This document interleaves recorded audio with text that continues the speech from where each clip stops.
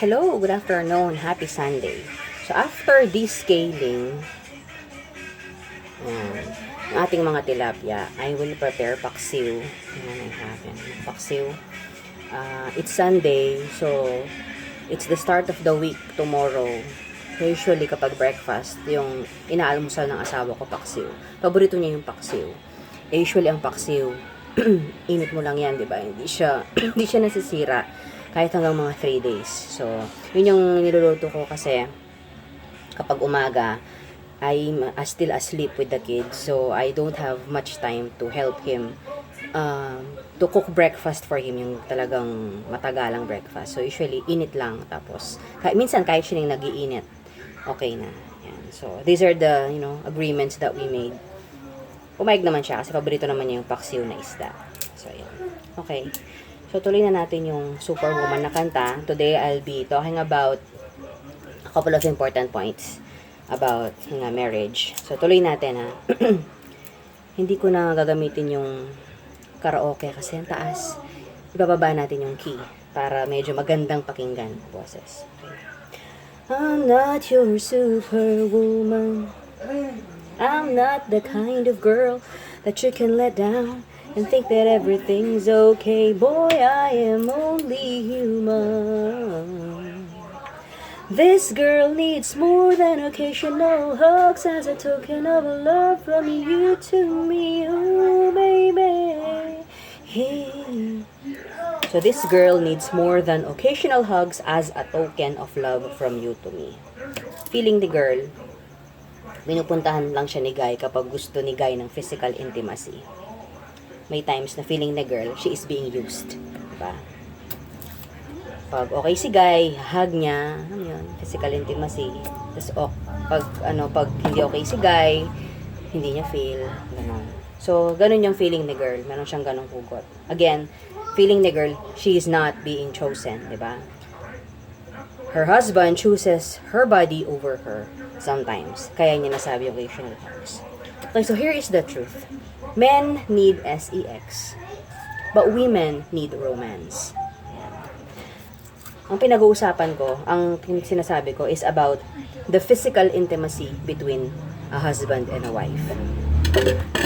And the book says, romance is very important in marriage. Nawawala kasi yan yung romance element. Romance in a marriage naturally happens at the honeymoon stage. Hanggang daw yun research says hanggang 6 months to 1 year. Or minsan 6 months lang. And then after that, the romance element fades away. Diba?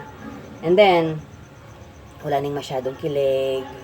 So, nawawala na yung spark, yung sinasabi nilang chemistry. But, the book says, couples must try to reignite that. It's an effort to reignite romance regularly in their relationship. Kasi, kung wala, they'll just staying together for the sake of being together. Medyo nakaka-stress yun, di ba? Alam mo yun, yung you're just trying to endure. Alam mo yun. Nandun na yung suffering na sing-sing daw ng marriage. Alam mo yung joke na yun? So, sabihin ko sa inyo So, kapag nagliligawan daw, yung boy and girl, couple ring. Yan. Kapag naman nag-propose na, engagement ring naman. Diba? Kapag nag-asawa na, it's a wedding ring. Yan. Sa katagalan, di ba, nagiging suffering. Yun siguro, yung element na yun, yung pinagtsatsagaan mo na lang. Pero, the book says, di ba, and that book I said, it's a very biblical, it has a biblical basis. It says, couples must work it out to reignite marriage, reignite romance. Okay. Women need romance. Men, you must take note of this. Di ba? Pagdating kasi sa physical intimacy, when I say physical intimacy, it's yun yung using the bodies to show affection, yung cuddling, hugging, diba, kissing, holding hands, and then eventually it would lead to intercourse or sex. Yun yung physical intimacy. Okay, so sa physical intimacy kasi, a man is totally different from a woman. Kung yung lalaki, meron siyang switch, on and off. Yun lang yung switch niya. Napakadaling hanapin. Napakadaling i-switch. Diba? Kung yung lalaki, pagdating sa physical intimacy, it's just a switch.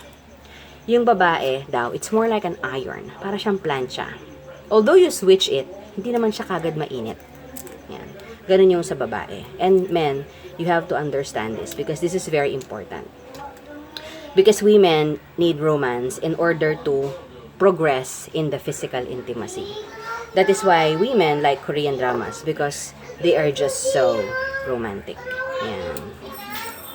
Okay, and I'm gonna show you the 12 stages of physical intimacy.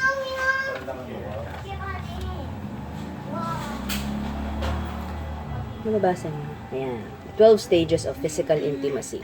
The, couples, according to Dr. Desmond Morris, married couples should try to do this regularly and in order, sunod-sunod, in order to have a very blissful and happy physical intimacy. Yan. Because physical intimacy strengthens the marital bond. Yan. Tignan ninyo. Basahin nyo. Eye to body, eye to eye, voice to voice, hand to hand to shoulder, hand to waist, face to face, hand to head, hand to body. Okay, stop tayo doon. These are very, at least wholesome pa to eh. Diba? Kasi ito medyo explicit na. Diba? Medyo ano na, very, very sensual na. Okay, tignan nyo yung eye to body. Diba? So, for men, these stages, kailangan ninyong pagdaanan ito with your wives. Gustong-gusto ng mga wives ito. Huwag kayo kagad doon. Wag. Daanan nyo ito. Eye to body. Ano ibig sabihin nun? That means you have to look at your wife. You have to adore your wife. Diba? Because your wife is beautiful. Women like to be adored. Alam mo yan, women spend a lot of time making themselves beautiful for you. Naliligo sila, napapaganda, iba nagda-diet pa because they deserve this. That's very romantic, diba? Okay, eye to eye. Yan. This shows sincerity, I guess. Sincerity, you're true to your feelings, diba? Diba, eyes are the windows of the soul. So, pag tinitignan mo yung wife mo, mata sa mata, nararamdaman niya yun eh. Nararamdaman niya yung love mo, yung pagmamahal mo sa kanya. And that is very romantic.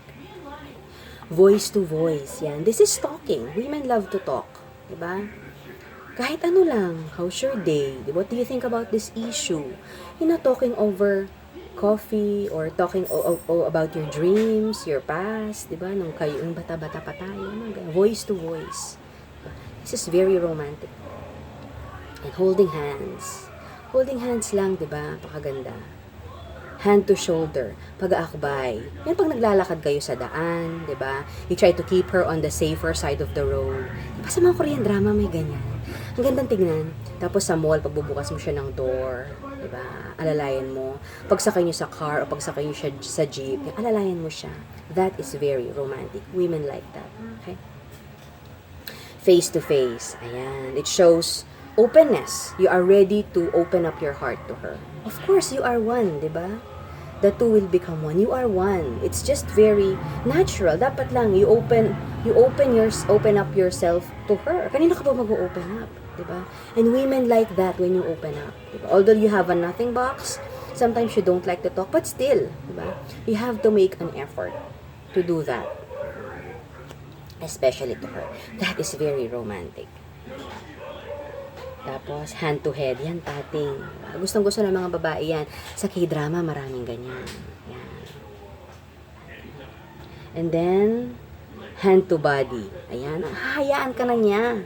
Diba, nahawakan, pahawak niya yung katawan niya sa'yo. Because, you've already, diba, done this part. She felt already your heart, your sincerity. She saw your soul already. Yan. Ganyan yung babae. And then, everything will just flow freely. It will follow. Okay? But here's the catch. Okay? Men are not born romantic.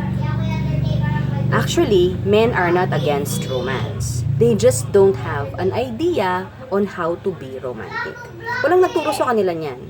Ewan ko lang kung may mga tatay na nagturo sa mga lalaki in the course of growing up from being a kid, you know, to an adult. Ganito ka maging romantic, anak ka. Parang hindi naman, di ba? But still, men, you have to learn. You have to work on this to how to be romantic. How would you do that? Yan, nandyan yung books. You ask people, you ask your female friends, you watch K-dramas if you can. Or if not, you can just ask directly your wife. Diba? What do you want? Do you like this? Gusto mo ba to? Yung I hold your hand, diba? And the woman would, makikita mo naman sa itsura niya, diba? Kung i-enjoy siya. Ayun. Okay. So, sa case naming mag-asawa, I really like being his secretary. I like to do things for him. So, kamakailan lang, he asked me to transcribe a video for him. Kailangan niya sa work. Yan.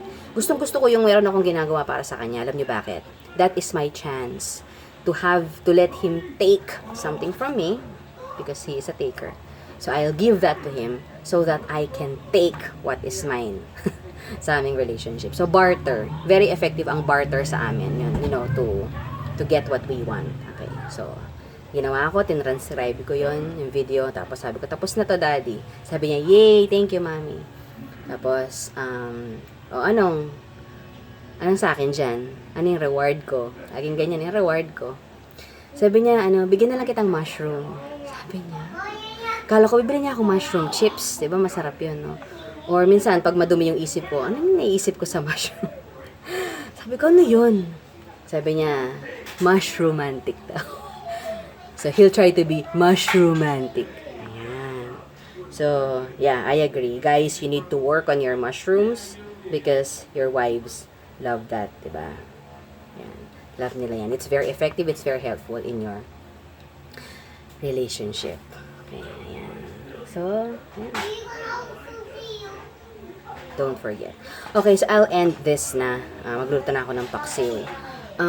Di ba kayo nagtataka in terms of all this stuff, men are totally different from women. Wala talagang pagkakaiba, di ba? Ang hirap mag-meet halfway, sa totoo lang.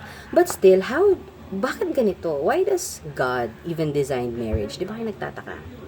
Di ba? Okay, so number 1, marriage is God's design. That's this is my takeaway. My 10 cents or 2 cents on this matter. So marriage is God's design. And if marriage came from God and God is good, which means everything that is good comes from Him, everything that is abundant comes from Him, then if we make our marriage as close to God's design as possible, then we can share in all His goodness. Diba? At I think that is the Lord's Prayer, yung Our Father, yung let your kingdom come on earth as it is in heaven. So yun. We can experience that kingdom on earth as it is in heaven through marriage. And as you can see, no, yun nga yung pagiging magkaiba natin. Bakit ganun? Bakit ganun yung design? Because being different from your spouse gives you a chance to serve him, to meet his needs over yours. Yun yung opportunity mo to put his needs first before yours. And that is service. That is love. That is sacrifice. And that is what Christ is all about. This is Christ like this. It's Christianity. It's an opportunity to practice Christianity. Ayan, yung mga ganon. So, ano yung serve na yun? Kunwari, ikaw na babae, diba? You try to understand your husband. Hindi siya nakapag-multitask. Hindi siya, hirap mag-open up pag ganyan. So, bigyan mo siya space. That's understanding. That's service. Kahit na gusto mo makipag-usap, you try to put his needs first. That's service. That's serving. Ikaw na lalaki, minsan hirap kang makipag-usap. Pero yung wife, stressed. And she likes to talk, diba? Pandemic, hirap siyang lumabas with her friends. So, she needs to vent out. So, makinig ka sa kanya. Makipagkwentuhan ka, diba? Kahit short time lang. That's service. Diba? That is service. Tapos, ikaw na lalaki, you're not that romantic, but you try to be romantic because you need to be intimate with your wife. So, kahit mahirap, di ba, inaaral mo to, you do stuff for her. That's service. Di ba? That's so good. And, my question is, why do we have to practice Christianity? Di ba? Christ's principles.